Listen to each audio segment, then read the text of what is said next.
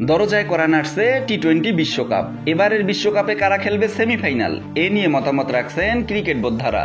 বাংলাদেশ দলের সাবেক অধিনায়ক মোহাম্মদ আশরাফুল বিশ্বকাপে সেমিফাইনালে দেখছেন এশিয়ার মাত্র একটি দলকে। তবে তার 4 সেমিফাইনালিস্টের মধ্যে প্রত্যেকেই জিতেছে শিরোপা। 2021-এর বিশ্ব চ্যাম্পিয়ন অস্ট্রেলিয়াকে আশরাফুল মানছেন এবারের বিশ্বকাপের সবচেয়ে ফেভারিট। আইপিএল এর পরপরই বিশ্বকাপ খেলার রেকর্ড ভালো নয় ভারতীয় ক্রিকেটারদের। তা সত্ত্বেও সাবেক এই অধিনায়ক ভারতকে দেখছেন সেমিফাইনালে।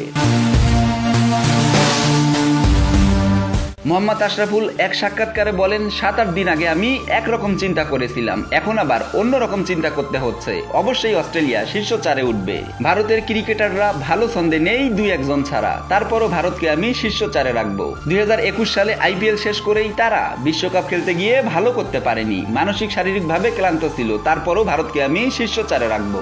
বর্তমান চ্যাম্পিয়ন ইংল্যান্ডের সাথে আশরাফুল এতদিন সেমিফাইনালে রেখেছিলেন দক্ষিণ আফ্রিকাকে। তবে প্রোটিয়াদের বিপক্ষে ওয়েস্ট ইন্ডিজের সাম্প্রতিক সাফল্য দেখে বদলে ফেলেছেন ভাবনা। আশরাফুল আরো বলেন, আরো 2টি স্পোর্টে আগে ভেবেছিলাম ইংল্যান্ড এবং দক্ষিণ আফ্রিকাকে, তবে এখন মনে হচ্ছে ওয়েস্ট ইন্ডিজ দলটা অসাধারণ খেলছে। দক্ষিণ আফ্রিকার বিপক্ষে 3-0 ব্যবধানে সিরিজ জিতেছে। অনেক খেলোয়াড় দলে ছিল না, যেহেতু হোম কন্ডিশনে খেলা। আমি ওয়েস্ট ইন্ডিজকে অবশ্যই শীর্ষ 4-এ রাখবো। ইংল্যান্ড গত বিশ্বকাপের চ্যাম্পিয়ন, তাদের অবশ্যই রাখবো।